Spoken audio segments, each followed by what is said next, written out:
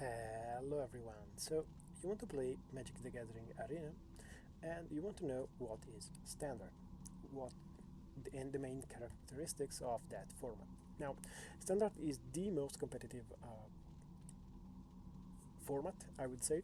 It is the most played and the most classic for competitive gaming, and constructed, or basically constructed, is building your own deck with pre-made pre-made, not opening packs or other things, but basically you already decided your deck before entering the game. It plays with the paper format. Basically, the same sets are digital as the paper one, and it rotates the sets every fall. So it tests the sets that have been released in the last couple of years, usually, and you build a deck and you play.